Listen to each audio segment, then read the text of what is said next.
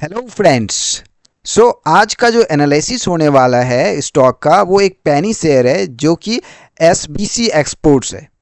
तो इसको हम जब एनालिसिस करेंगे तो इसको जान पाएंगे कि ये फ्यूचर में कंसिस्टेंट ग्रोथ दे पाएगा या नहीं दे पाएगा। तो कैसे एनालिसिस होगा? फंडामेंटल टेक्निकल एनालिसिस होगा एंड देन फिर ये कंपनी करती क्या है ना, कौन सा प्रोडक्ट बनाती है, कौन सा सर्विस देती है, कहाँ सेल करती है, कौन से इनके क्लाइंट्स हैं, फ्यूचर प्लान क्या है, टोटल एसेट्स क्या हैं, है ना। ये सारा कुछ जो है हम अच्छे से एनालिसिस करेंगे। देन फिर हम डिसाइड कर पाएंगे कि फ्यूचर में इसमें ग्रोथ होगा या नहीं होगा। राइट। तो welcome back the garden of finance. मेरा न्यू चैनल है और इस चैनल में आपको फाइनेंस से रिलेटेड और भी इन्वेस्टमेंट्स रिलेटेड चीज़ें मिलेंगी। मेरा एक प्रीवियस चैनल था जो कि डिलीट हो गया अनफॉर्चुनेटली, तो ये मेरा नया चैनल है। तो प्लीज़ चैनल को सब्सक्राइब करें और अपने दोस्तों के साथ भी शेयर करें।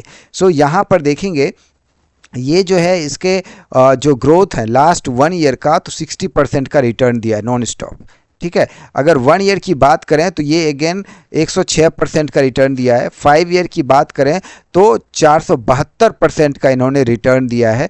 ठीक है। तो मैक्सिमम अगर बात करें तो ऑल टाइम जो है 472% का रिटर्न इन्होंने दिया है। क्या फ्यूचर में इसी तरह ये ग्रोथ करते रहेगा? 6 मंथ की बात करें तो 6 मंथ में भी अच्छा रिटर्न दिया है ना। 1 मंथ में अभी कुछ खासा नज़र नहीं आ रहा है क्योंकि यह जो यूएसए का टैरिफ वगैरह सारा कुछ था, तो ये फिर भी इसमें स्टेबल रहा है, ज़्यादा बॉटम नहीं गया है।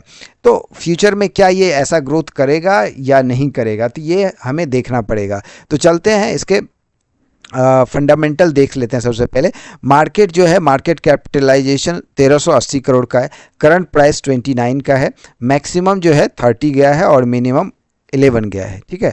तो बुक वैल्यू 1.48 है और फेस वैल्यू 1 है। तो ये करती क्या है? ये करती है trading and manufacturing of garments, man power supply, service and tour operator services, है ना।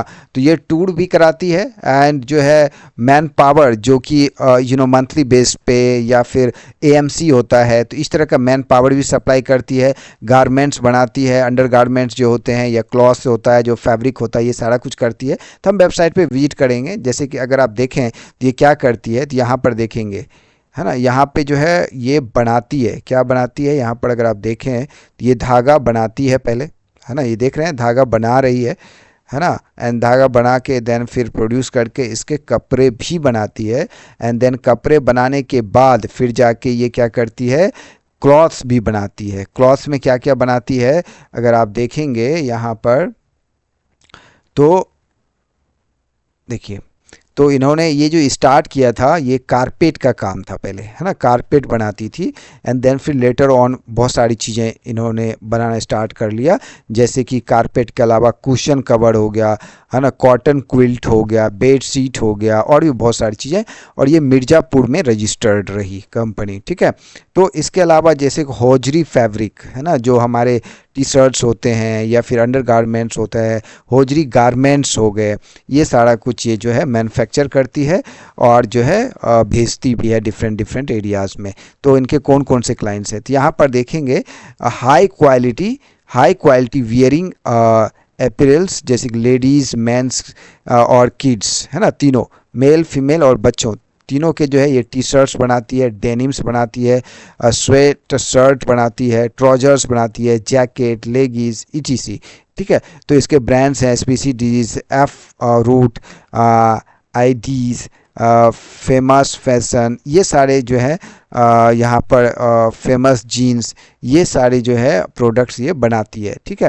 तो इसके अलावा यहाँ पर इनके पास इन हाउस जो है आईटी सर्विस एवरीथिंग यहाँ पर है। टेक्सटाइल से रिलेटेड टेक्सटाइल यूनिट है ना। इन हाउस कंप्यूटराइज फैब्रिकेशन, जो कि डिजाइनिंग होता है, फैब्रिकेशन मशीन जो होता है वो सारा कुछ है। डिजिटल प्रिंटिंग मशीन है, कैड मशीन है, कलरिंग यूनिट है, मॉडर्न स्टिचिंग यूनिट है, सारा कुछ इनके पास यहाँ पर है ना। तो इनका बिजनेस जो है business of IT and IT support services भी है। जैसे कि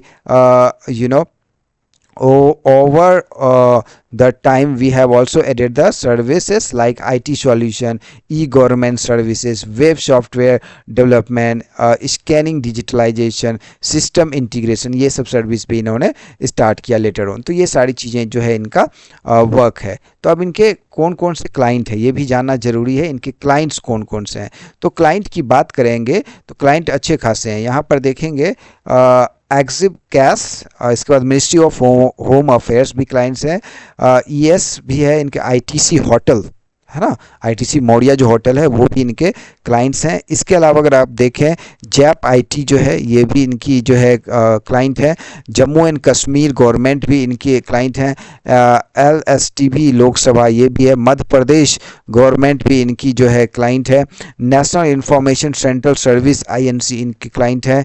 ठीक है, पीटी चैनल एक तरह का है वो भी है। क्रॉसवेज, इसके अलावा राजस्थान पंचायती राज, डिपार्टमेंट ऑफ कंज्यूमर अफेयर्स, ये सब इनके क्लाइंट्स हैं। कैपिटल ट्रेड है ना, इसके अलावा यहाँ पर ये भी है भारत सरकार का कुछ, ये भी है इनके clients. Department of finance services है ना, तो ये सब जो है इनके क्लाइंट्स हैं ऑन रेगुलर बेसिस पे। ठीक है, तो ये है इनका काम पता चल गया। ये जीरो लेवल पे पहले कॉटन तैयार करती है, कपड़े, उसके बाद क्लॉथ तैयार करती है, कपड़े बनाती है, एंड देन फिर उसको सेल करती है, एंड देन फिर आईटी सर्विसेज है, उसके बाद इन हाउस जो है उसके पास मशीनरीज है, सारा कुछ है। ठीक है, तो ये सारा काम इनका है। तो अब ये लास्ट 30 ईयर से, ऐसा नहीं कि नया है, लास्ट 30 ईयर से है और 5-6 साल हुआ है मार्केट में इसको लिस्ट हुए। तो ये इनका बैकग्राउंड पता चला। अब इनके फंडामेंटल्स देखते हैं क्या है। ओके, तो इनके जो कॉम्पिटिटर हैं जैसे पेज इंडस्ट्रीज़ है, अरविंद लिमिटेड है, पर्ल ग्लोबल है, ये सब जो है गारमेंट बेस्ड है, जो कि कपड़े बनाती है एंड देन सप्लाई करती है। तो इस सब के लिस्ट में है। तो इनका अगर आप देखें ग्रोथ 2022 से लेके क्वार्टर बेसिस पे 2 करोड़, 3 करोड़, 5 करोड़, 4, 4, 4, 6, फिर ये 2 करोड़ जहाँ की ये डाउन हुआ था मार्केट, फिर 5 करोड़, 5 करोड़, 10 करोड़। तो बहुत स्लो ग्रोथ है, छोटी कंपनी है और ये ग्रोथ धीरे धीरे बढ़ रही है ना। इसके अलावा टोटल प्रॉफिट की बात करें तो टोटल प्रॉफिट यहाँ पर कंसिस्टेंटली ग्रो ही होता रहा है। 25 में जो यहाँ पर आप देखेंगे तो 25 में जो डाउनफॉल हुआ था यहाँ पर देखेंगे ना, ये देखिए, ये है ना, ये 11-13 पे चला गया था। ये क्यों गया था उसका ये रियल एग्जाम्पल है ना। 3 करोड़ हो गया था, घट गया था। यहाँ पर सेल जो है इनका क्वार्टरली देखेंगे दिसंबर 24 में इनका डाउन हुआ था रिजल्ट। जैसे रिजल्ट आया, दिसंबर का रिजल्ट जनवरी फरवरी में आया होगा दिसंबर क्वार्टर का, तो जैसे रिजल्ट आया ये डाउन हो गया। ठीक है, अदरवाइज फिर से ये ग्रो करना स्टार्ट किया। तो ये रियल फ्लैक्चुएशन है, ऐसा नहीं कि कोई इनसाइड ट्रेडिंग हुआ है ना। तो ये रियल जो है रिफ्लेक्शन है। इसके बाद जैसे ही रिजल्ट अच्छा रहा, आप देखेंगे यहाँ पर जो है इसकी वैल्यू भी कंसिस्टेंटली क्या हुई, अप हो गई है ना। ये देख रहे हैं, अप हो गई। तो ये कोई भी इनसाइड या न्यूज़ बेस्ड इनका जो है ट्रेडिंग नहीं है। नाउ यहाँ पर ईयर बाय ईयर की बात करें तो ईयर बाय ईयर यहाँ पर 2 करोड़, 3 करोड़, 7 करोड़, 9 करोड़, 13 करोड़, 23 करोड़। तो ईयर बाय ईयर इनका प्रॉफिट कंसिस्टेंटली, एक क्वार्टर सिर्फ खराब हुआ था इनका जहाँ की आप देखेंगे, और उसके बाद यहाँ पर देख रहे हैं एक क्वार्टर जो दिसंबर का ख़राब हुआ था, दिसंबर 2024 का 2 करोड़ हो गया था, एंड जिसकी वजह से इनका रिजल्ट ख़राब हुआ था 24-25 वाला। ठीक है, तो उसके बाद जो है कंसिस्टेंटली इन्होंने क्या किया है, अच्छा रिजल्ट दिया है ना। ईयर बाय ईयर में कोई फ़र्क ज़्यादा नहीं पड़ा है। ठीक है, तो अभी देख रहे हैं इस फाइनेंशियल ईयर का एक्सपेक्टेड है 23 करोड़ का रिजल्ट आएगा, तो ये कंपनी ऊपर जाएगी। ठीक है, रिजर्व की बात करें तो इनके पास 23 करोड़ का कैश रिजर्व अवेलेबल है। बट कर्ज की बात करें तो कर्ज इनका जो है वो डे बाय डे बढ़ रहा है। 200 करोड़ के आसपास का कर्ज हो गया इस कंपनी के पास। बट सेल्स ग्रोथ कितना कर पा रहा है, कर्ज क्यों बढ़ा, यहाँ पर देखते हैं। इनका खर्चा जो है एक्सपेंसेस कितना हो रहा है, 303 करोड़, और सेल कितना हो रहा है, 326 करोड़ है ना। तो सिर्फ जो है 23 करोड़ का यहाँ पर 22 करोड़ का जो है सेल प्रॉफिट हो रहा है। ठीक है, तो ये जो है इनका जो है एक्सपेंस कम करना पड़ेगा और सेल्स बढ़ाना पड़ेगा। इस पर थोड़ा सा काम करना पड़ेगा धीरे धीरे। इनको कर्ज ले रही है, बिजनेस बढ़ रहा है, बट उस रेशियो से इनका सेल प्रॉफिट भी बढ़ना चाहिए है ना। यहाँ पर देखेंगे ये 19 करोड़, 17 करोड़, तो सेल का मार्जिन जो है इनको बढ़ाना पड़ेगा। ठीक है, तो ये चीज़ें हैं। नाउ अब एसेट्स की बात करें, रिजर्व इनके पास कम है, कर्जा बढ़ रहा है डे बाय डे, ठीक है। तो यहाँ पर देखेंगे इनके पास जो कर्जा है वो लॉन्ग टर्म कितना है, शॉर्ट टर्म कितना है। तो लॉन्ग टर्म 26 करोड़ है, शॉर्ट टर्म 173 करोड़ है। ये थोड़ा सा चिंताजनक है, बिकॉज लॉन्ग टर्म में अगर ज़्यादा कर्जा होता है चलो ठीक है, लेकिन लॉन्ग टर्म में कम कर्जा है, सिर्फ 26 करोड़। तो शॉर्ट टर्म में 173 करोड़ है, तो अभी हाल फिलहाल में इनको चुकाना पड़ेगा ये कर्जा, है ना। बट लॉन्ग टर्म में ज़्यादा ये कर्ज इनके पास नहीं है, ठीक है। अब यहाँ पर देखें फिक्स एसेट्स जो है 25-26 करोड़, जो मैंने बताया कि कैड मशीन है इनके पास, जो है अपने डिजिटलाइजेशन फैब्रिकेशन वाला मशीन है, तो वो सारी मशीन है यहाँ पर। अगर आप देखेंगे प्लांट एंड मशीनरीज कितना है, अप्रॉक्स 4.5 करोड़ का इनके पास मशीन है। तो कैड मशीन होगा, कैड मशीन बहुत महंगी आती है, 1-2 करोड़ का तो कैड ही मशीन होगा, ठीक है। तो टोटल एसेट्स 76 करोड़, 2021 में जब लिस्ट हुई 76 करोड़ एंड 97 करोड़, 115, 185, 271 एंड 343। तो ओवरऑल यहाँ पर देखेंगे एक्सेप्ट जो कर्ज लिया है वो रेशियो बढ़ रहा है, कर्ज का रेशियो बढ़ रहा है, एक्सेप्ट कि यहाँ पर इनका जो है प्रॉफिट भी बढ़ रहा है, लेकिन कर्ज का रेशियो थोड़ा ज़्यादा हो रहा है। अदरवाइज यहाँ पर ओवरऑल ग्रोथ देखेंगे तो वो अपवार्ड है ना, पॉजिटिव है। नाउ इन्वेस्टर्स की बात करें तो यहाँ पर प्रमोटर ने जो अपना होल्डिंग पहले जो है 2023 में 65% था, फिर घटा के अब जो है ये 50% रह गया, लेकिन अभी भी अच्छा है।